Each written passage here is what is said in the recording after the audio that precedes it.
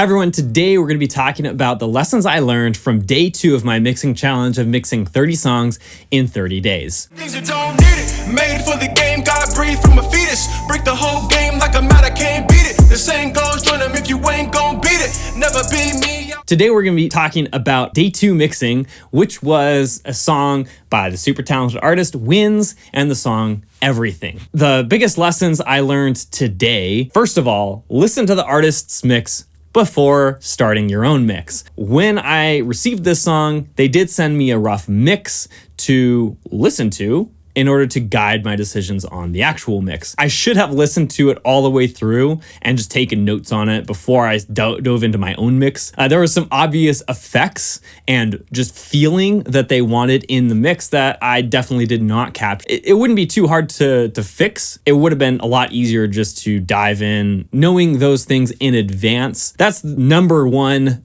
thing that I learned in this mix. Number 2 thing I learned in this mix, I really hate SM7Bs. I've talked about this in the past in other videos. The SM7B is, in my opinion, the worst microphone for music production because it's a great broadcast microphone, meaning there's no other music.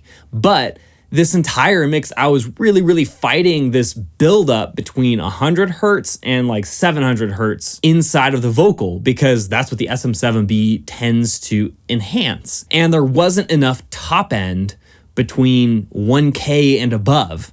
And so I had a really hard time making the vocals sit well and be forward enough in the mix and have that just top end sheen that you really want, especially from hip hop songs. The SM7B is not a great microphone to be using in this genre. And for whatever reason, it's like the most popular microphone to use in the hip hop genre. I still can't wrap my mind around that. Overall, if you're looking for a microphone choice, I would just recommend getting a decent, couple $100s or above large diaphragm condenser microphone because that is going to give you the best balanced frequency response in the recording phase. So you get that top end sheen. You can also get some low end if you want a more full voice. I'm using a large condenser microphone right now, so if my voice sounds good to you, then you should probably go that direction. Number 3 thing that I learned while mixing this song, you should always mix your songs to sound mastered. As I was mixing this song, I did not boost the vocals as much as I thought because I knew that I was going to be adding some top end in the master. When I actually got to the master, I started boosting the top end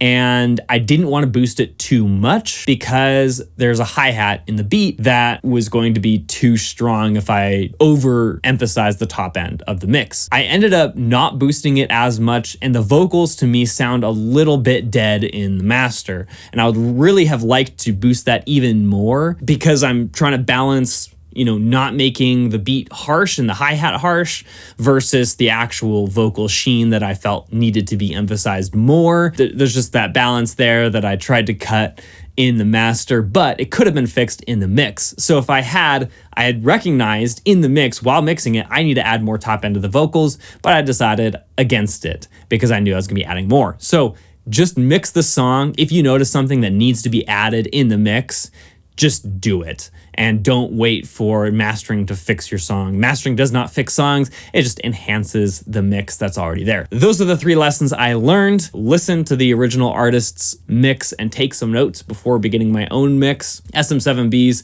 I have incredibly harsh feelings towards. And then number 3, mix your songs to sound mastered. Don't wait for the mastering phase to fix your mix. All right, that being said, thank you for watching the video. Don't forget to subscribe. If you want the free guide associated with this series, I've created the ultimate mixing checklist for you to help you mix faster and better. It's the same exact checklist that I'm using in my own mixes throughout this entire series. So if you like the way that my mixes sound, then you can steal my checklist. It's called the ultimate mixing checklist for a reason. You can click the first link in the description of this video to get that, or you can go to mastering.dinosaurdogstudio.com/checklist and you can download that checklist. All right. Thank you for watching and have a fantastic week.